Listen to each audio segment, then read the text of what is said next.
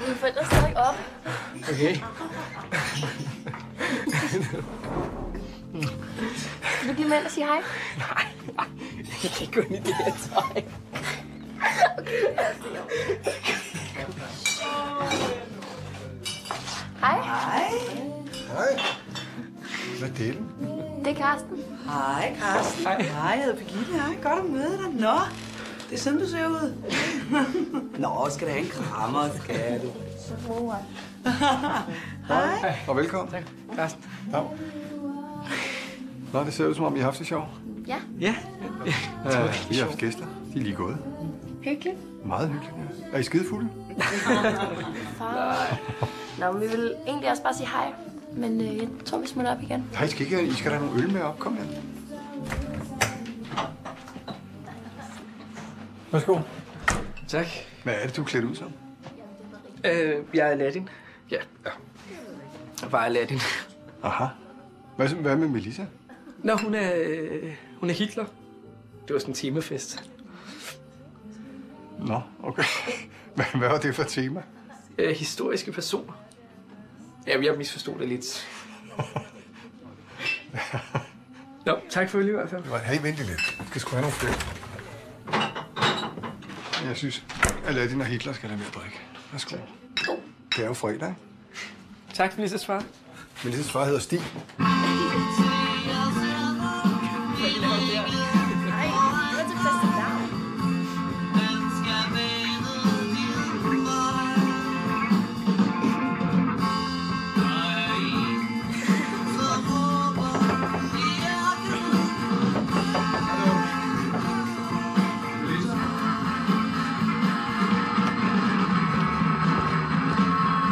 Er det, men altså, vi er på vej i seng. Det er simpelthen for højt, det her. Ej, far. Jeg gider det. Jeg gider ikke høre det så højt. Okay, sov godt. Gå ud. Ja.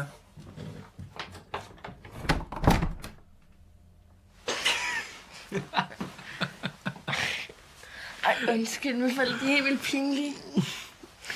Jeg synes altså, de er søde nok. Og det værste, ikke? Det er bare, at deres værelse er lige derinde, så man kan bare høre alt, hvad der foregår. Så snorker de eller hvad? Ja, også det, men altså... Nej. Når de... Nej!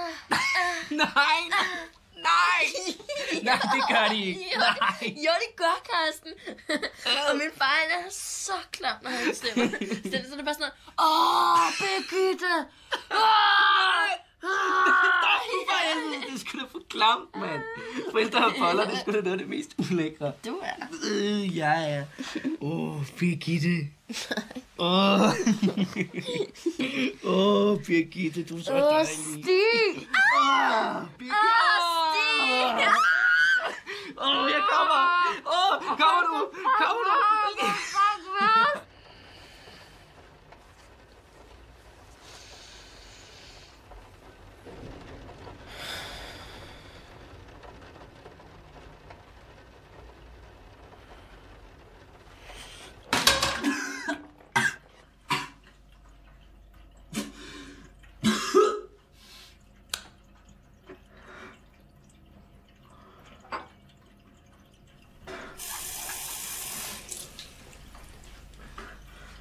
Karsten, tag det vand.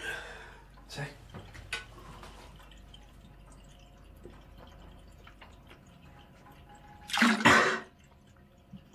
Prøv at se, om du kan få noget ned i maven.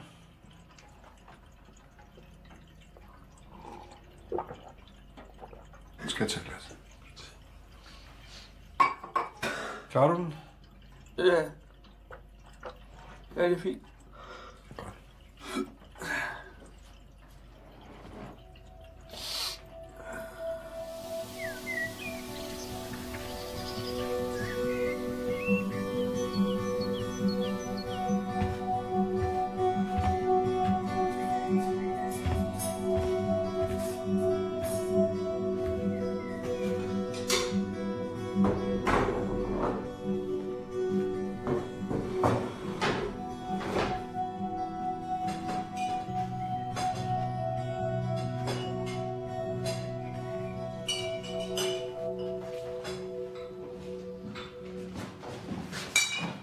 Hej Carsten, godmorgen. Godmorgen. Skal du have noget morgenmad? Nej tak, jeg var på vej hjem, så... Har du set Melissa? Ja, hun er til squat sammen med Birgitte. Jeg tror, de er tilbage om en times tid. Har hun ikke sagt noget? Nej. Nå. Nå, men jeg var også på vej hjem, så... Undskyld, Carsten, har du ikke andet på end det der? Vil du ikke låne en trøje? Jo, det vil jeg egentlig gerne. Ja, lad os nu se.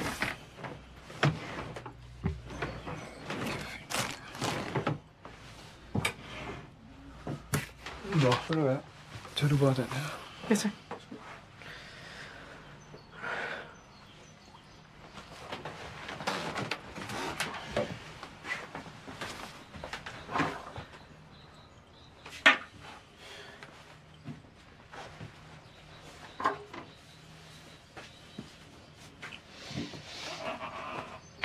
Ja. Ja. Jamen, du kan bare få den tilbage her en af dagene, så. Nej, det skal du ikke tænke på. Jeg går aldrig med den. Det er en, jeg har fået Birgitte på et eller andet tidspunkt. Okay. Ja. Hvorfor står der sådan 2 ender derovre? Det er, fordi jeg har skudt dem.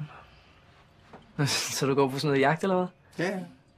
Altså, jeg er ikke professionel, vel? Det er bare sådan noget hobby noget. Fantastisk. Det skulle alle mennesker prøve på et eller andet tidspunkt. Det er jo ikke, handler jo ikke bare om at skyde dyr. Det er jo noget med at komme ud i naturen, ikke? Og tidligere om morgenen sidde ude ved en skovsø og drikke varm te og underbær. Så kommer inderne på et tidspunkt, og så skyder man dem, ikke? Det er jo derfor, man sidder der.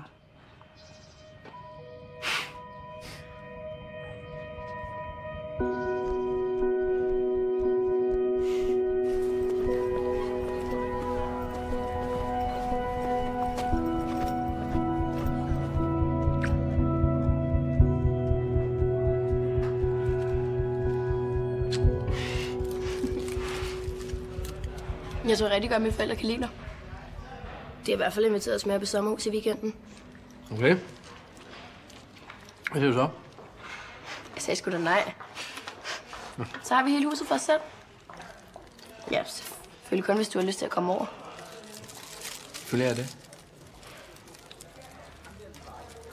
Altså... Vi kan godt se mere op i det sommerhus, hvis det er. Ej, der er pissekoldt nu. Ja. Jamen, jeg siger bare, jeg er ikke noget imod det, hvis du har lyst til det. Ja, okay. Men jeg gider ikke. Fint. Det vil vi være.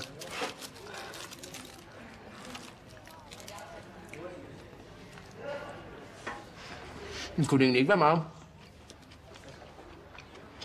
meget hyggeligt at tage med sådan... Altså, at tage et sted hen, hvor vi ikke bliver forstyrret af alt muligt hele tiden? Jamen, det er bare fordi, altså... Jeg ved, at hvis vi bliver hjemme, så skal jeg garanteret hjem og hjælpe med noget hele tiden, og det... Så er det måske meget rart at være taget lidt væk.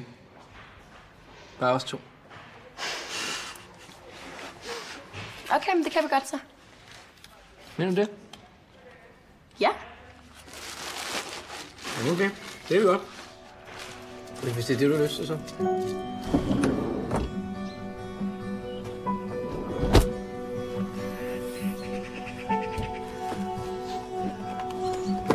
Perfekt. Bare stil den her.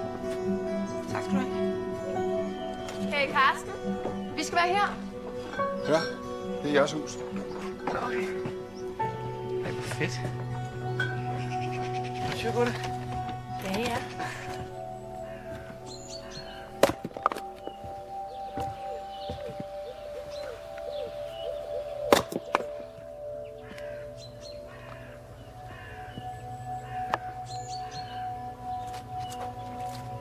Hej. Hej.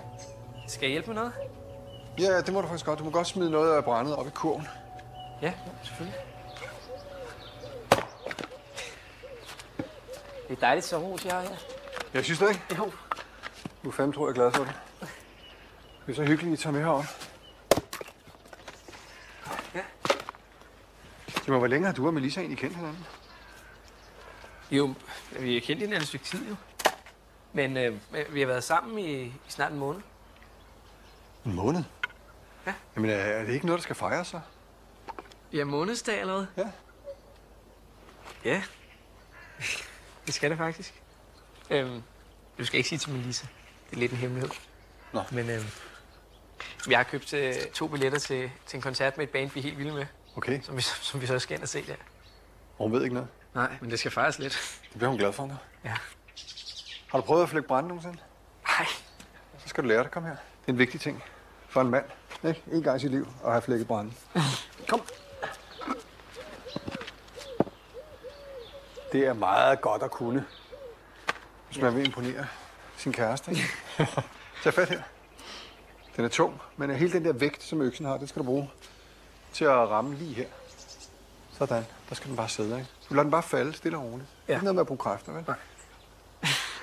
Værsgo. Okay. Op igen. Du kan også vende den om. Og så. Sådan! Sådan, mand! Ikke? Yes! Sådan, det var næsten første forsøg. Er det godt? Ja, det var fint. Så ligger der ellers sådan en ordentlig bjerg her, du bare kan gå i gang med.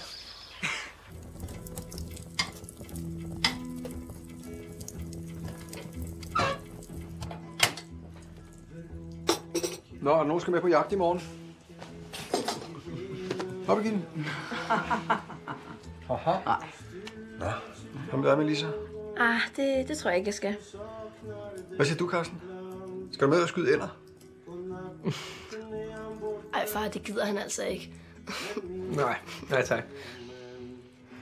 Nej, det var nok ikke meget særligt. Nej, det var Så må jeg tage afsted alene. Igen. Synd for mig. Ja, meget.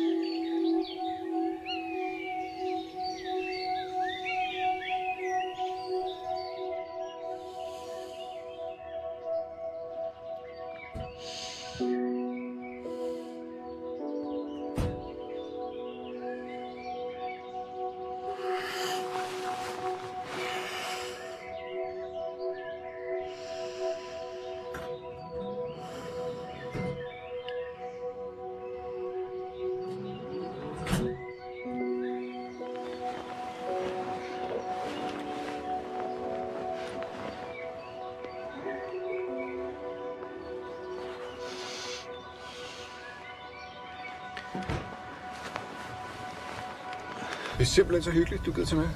Ja, selvfølgelig. Det lyder skideskægt. Jeg har altid godt kunne tænke mig at tage med på sådan en andejagt der. Er det rigtigt? Ja. Det er simpelthen også bare dejligt. Men du skal altså ikke tro, at vi bliver vel modtaget, når vi kommer hjem, hvis vi rammer nogle ender. De hader det. Begge to, især Melissa. Det kan jeg godt forestille.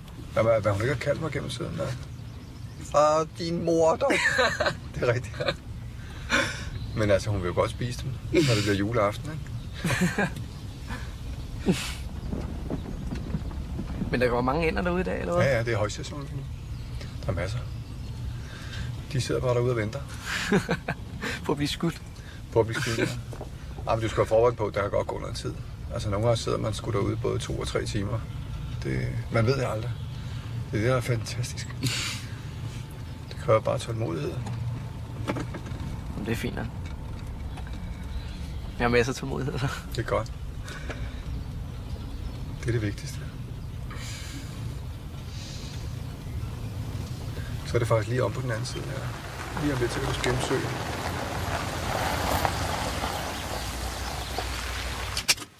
Så skal vi... nej. Mit andet kald. Jeg ved, om jeg har glemt det. Hvis jeg nu er heldig, så ligger det hernede. Nå, det var jeg ikke. Hvad gør vi så? Der var det. Hvordan virker den der? Sådan her. Er det ikke fint? Det var sjovt. Hvor ligger det igen? Og når ænderne hører det, så kommer de på vingerne. Det er fuldstændig uundværligt.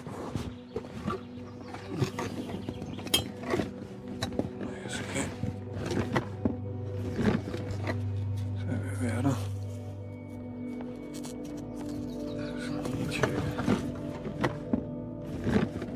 Vi har det ene.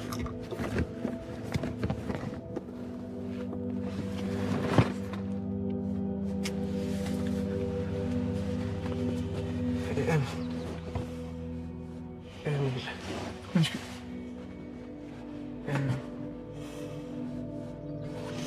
Det.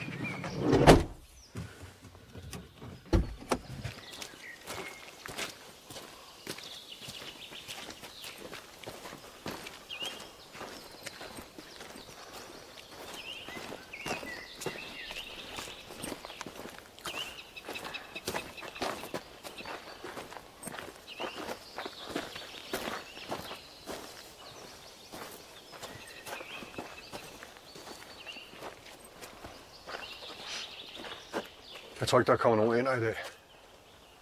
Nej. Det kan jeg mærke. Vi kører hjem igen, ikke? Jo.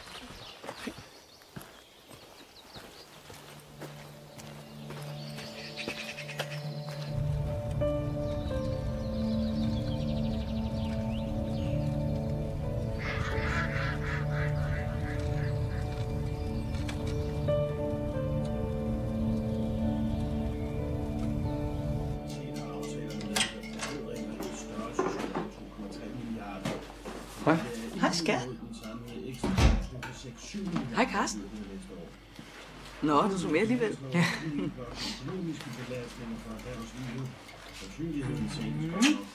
En kort tur, hva'? Ja, der var ikke rigtig nogen ender. Nå, hvor irriterende. Meget. Gider du ikke lave sådan noget vand over, hvis det kan ses?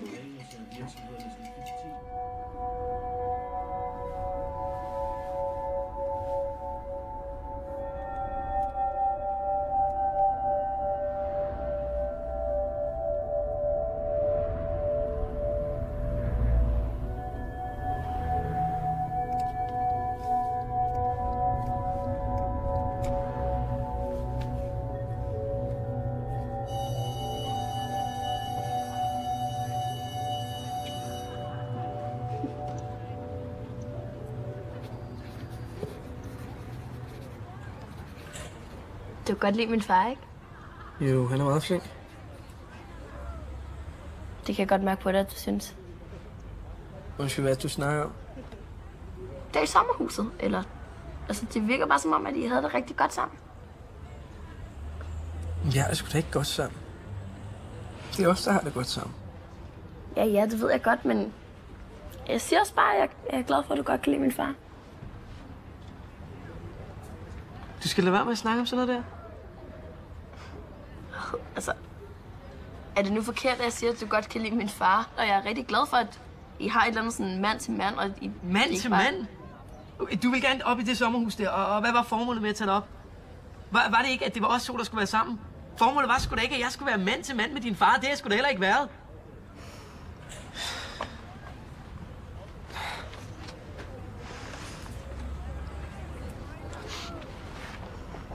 Undskyld.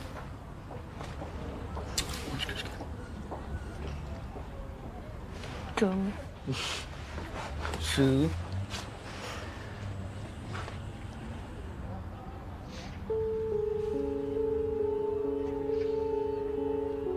Tak for mad. Dejligt. Det var rigtig godt. Ja.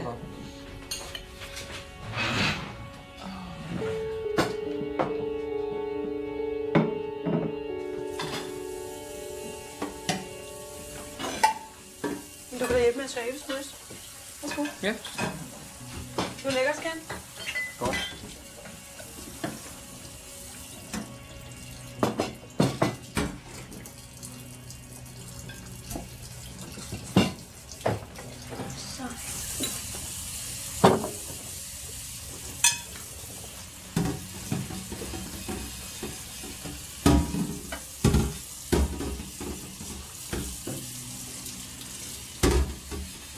Jeg tænkte alligevel sige undskyld for det der sidst.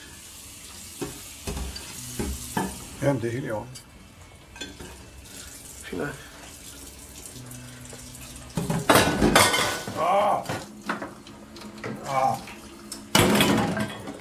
Okay, så slap dog af.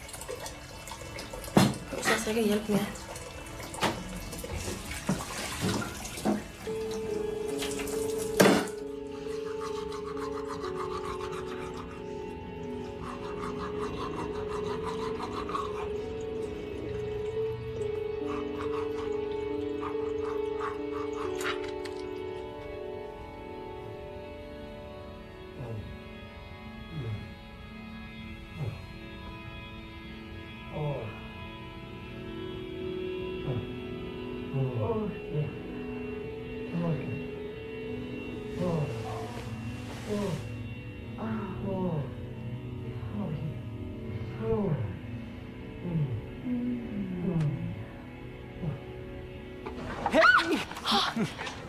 Hold da op, jeg fik et chok. Hej. Hvad så? Kan du se senere? Men jeg skal jo til den der squash-turnering med min mor, så jeg kommer først sent hjem, desværre. Hvad med i morgen så? Jeg har en aftale med Amalie. Vi kan aldrig ses. Ja, vi kan aldrig ses. Savner du mig virkelig så meget?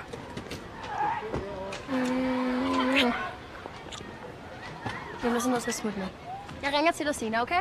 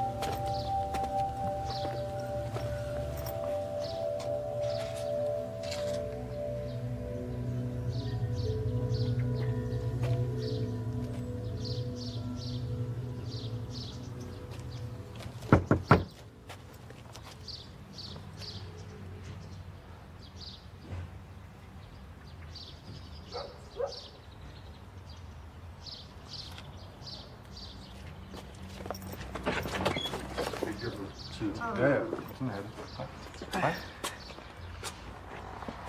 Jamen, der er slet ikke nogen tvivl. Og han ved det også godt. Ja, Mads, jeg bliver nødt til at løbe. Okay. Hej, hej. Hej, Karsten. Hej, Sig. Er Melissa hjemme? Nej, det er hun ikke. Hun er til squash sammen med Birgitte. Jeg tror først, de kommer sent. Jeg er lige kommet ind ad døren. Nå, okay. Ja. Jo, nu skal vi se, jeg har taget den trøje, der er lånt. Okay. Nu lader det. Tak skal du have. Du ser lidt. Jeg håber, du har fået gået med den. Ja, hele tiden. Okay. Men jeg siger til Melissa, at du har været her, så. Nej, det er fint. Det behøver du ikke. Det... Okay. Nå, ja, hej igen. Hej, hej. Karsten? Har du lyst til at komme inden for et øjeblik?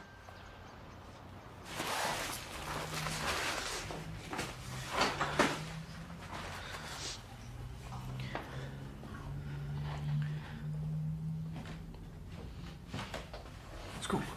Tak. Ja. Hvordan går det i skolen? Nå, det går fint nok. Ja, jeg kom til at pjekke fra biologi i dag. Jeg havde glemt at lave sådan en aflevering. Så var det pisse bare lavet, som om jeg var syg, så kan jeg aflevere den næste gang. Okay. Ja, det var faktisk Melissas skyld. Vi har været meget sammen her på sidst, og så overtalte mig bare til at lade være med at aflevere den. Så det var Melisses skyld. Ja, det var.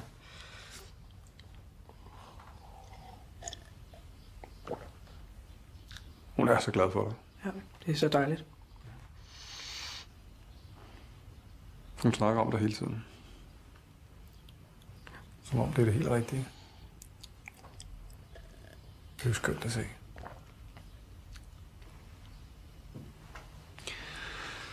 Men jeg er ikke den store pirktype. Jeg tror sgu aldrig, jeg har pirket.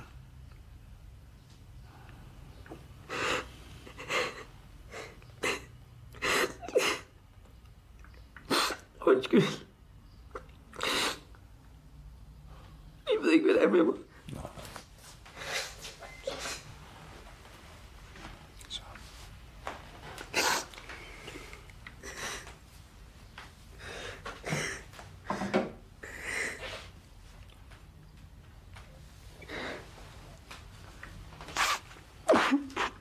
Jeg ved godt, hvordan du har det.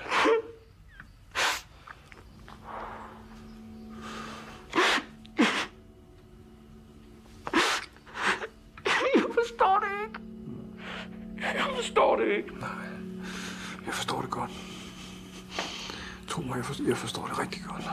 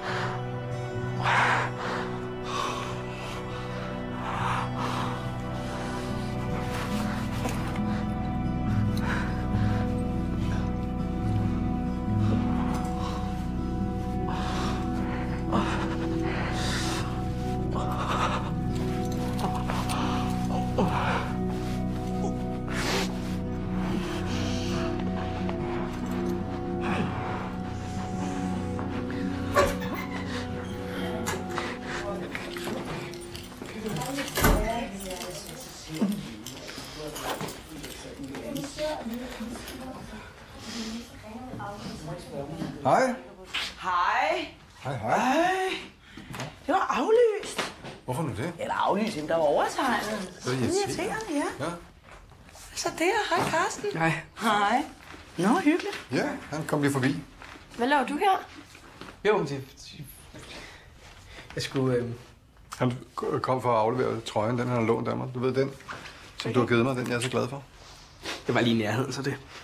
Hey, Hey, Jeg har punket om lidt for at komme og aflevere den. fik du mig alligevel at se, hvad? der var jeg heldig. Har du lyst til at blive og spise? Ja, men det vil jeg rigtig gerne. Nå, herligt. Det vil jeg rigtig gerne. Hyggeligt. Det er da fint, ja. Det er da irriterende, at hun har aflyst. Hvorfor ringer de ikke rundt? Jamen, du må jo spørge mig om. Jesper, de har været sådan lidt dødirriterende. Nede på jorden med mig. Så du må finde noget andet der. Jamen, vi kunne have været gift. Får det at leve lidt først. Nej. Skal du med op? Ja, kom nu. Yes.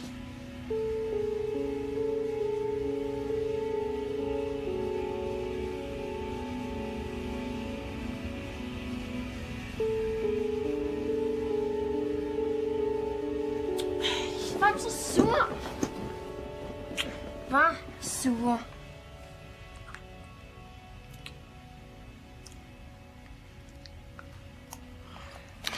Ja, lad lige høre.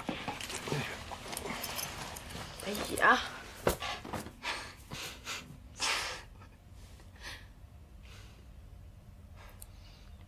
Hvad er der? Er der noget galt?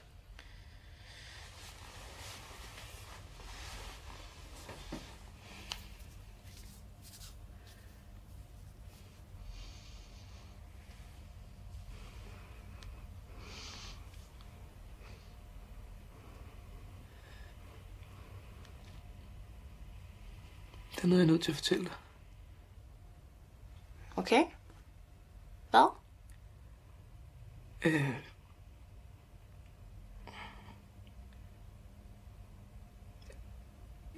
Jeg har mødt en, som... Jeg mødte en, som jeg kom til at være sammen med. Det er ikke noget med dig at gøre, det er overhovedet. Det er bare... Hvem er hun? Hvad?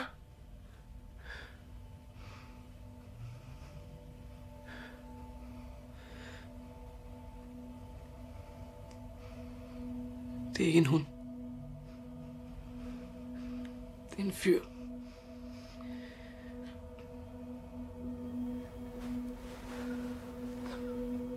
Altså, det kan også være, det går over igen. Det ved jeg ikke. Jeg synes, du skal gå.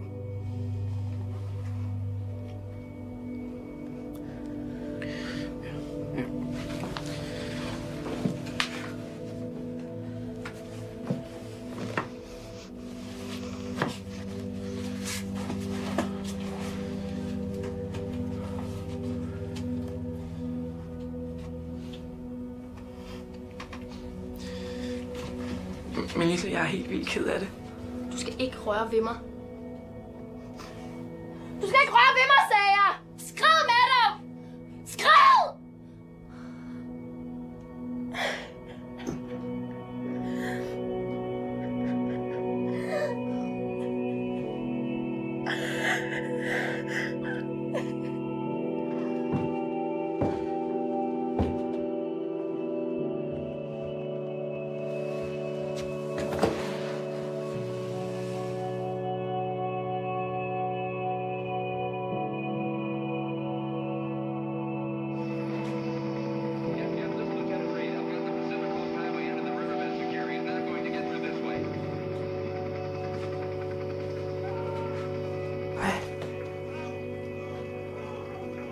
Jeg går nu. Okay, hej. Ses. Sig, må jeg ikke lige tale med dig i 2 minutter? Jo, selvfølgelig.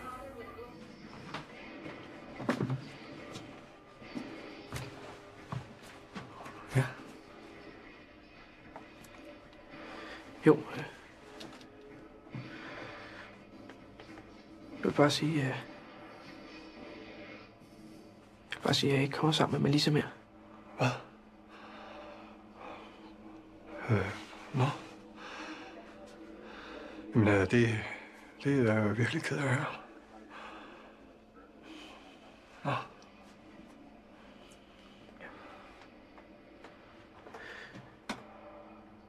Jo, så vil jeg lige høre, fordi jeg har stadig de der 2 billetter til den koncert. Hvad? Jamen, Carsten, hør her. Jeg kan ikke. Jeg er glad for, at du spørger mig, men det kan jeg ikke. Jamen, jeg tænkte også bare lige, at jeg vil spørge. Ja, men jeg er glad for, at du spørger. Men det går ikke. Nej.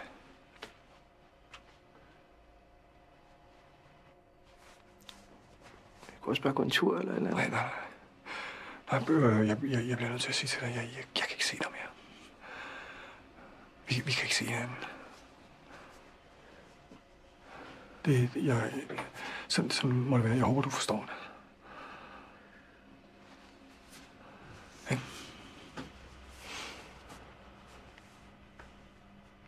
Det forstår jeg godt.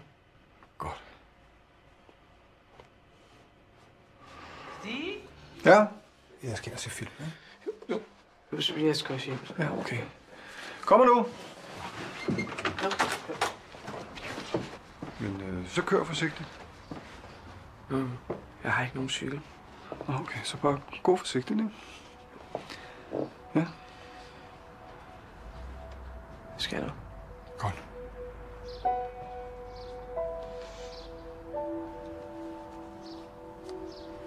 Bare sige, at jeg er helt vildt glad for at have lært dig at kende. I lige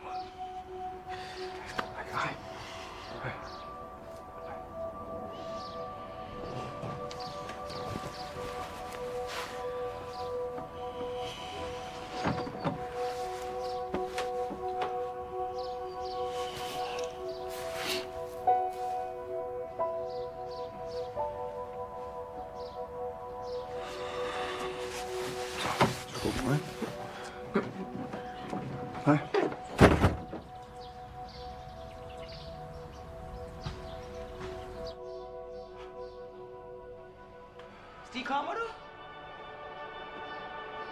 Ja.